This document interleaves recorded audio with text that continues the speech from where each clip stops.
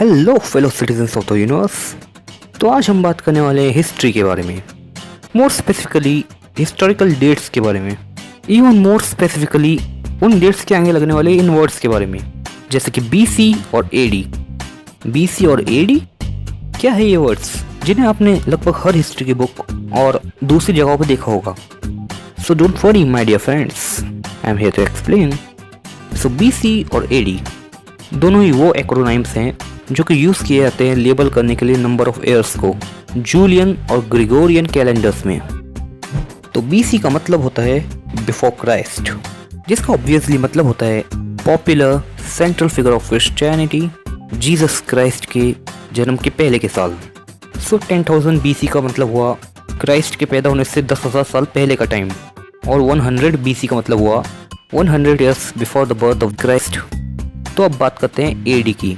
So in India कई लोगों का मानना है कि एडी का मतलब होता है आफ्टर डेथ, मतलब कि years after the death of Christ, जो कि इनफैक्ट बहुत ही रॉन्ग है, क्योंकि एडी का फुल फॉर्म आफ्टर डेथ नहीं एनो डोमिनी होता है, जो कि एक टर्म है मिडीवियल लैटिन लैंग्वेज का, जो कि रफली ट्रांसलेट होता है in the year of the Lord. तो एडी का मतलब होता है वो साल जो कि क्राइस्ट के बर्थ के बाद आते हैं।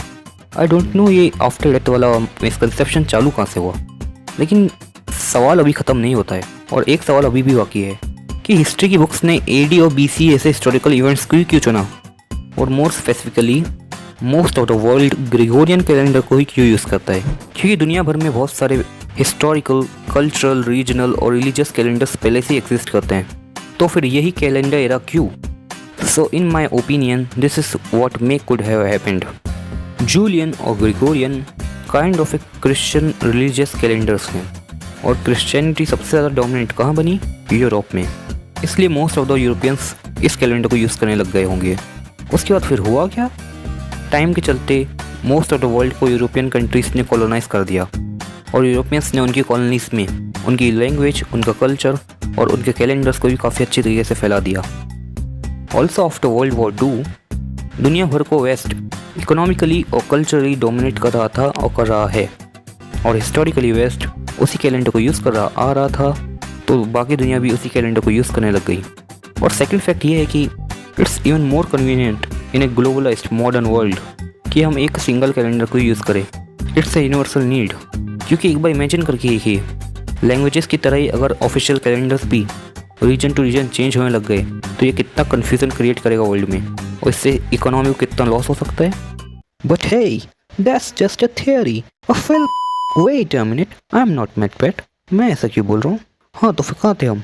हाँ तो लेकिन फिर भी ग्रेगोरियन कैलेंडर एरा काफ़ी हद तक के रिलीजियस बेस्ड है, और लोगों को टाइम के साथ एक कल्चरली न्यूट्रल और non Christian based calendar era की ज़रूरत पड़ने लगी, और इससे इन्वेंशन हुआ कॉमन एरा का, जो कि अल्टरनेटिव टर्म्स प्रोवाइड करता है, जैसे कि BCE मतलब कि before common era for BC, और CE मतलब कि common era for AD।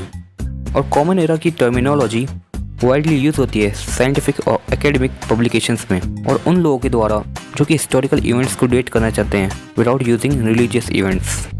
So here we are, हम देख सकते हैं हिस्ट्री, रिलीजन, साइंस और ग्लोबलाइजेशन को एक साथ मिक्सड अप होते हुए। और as always, thanks for watching.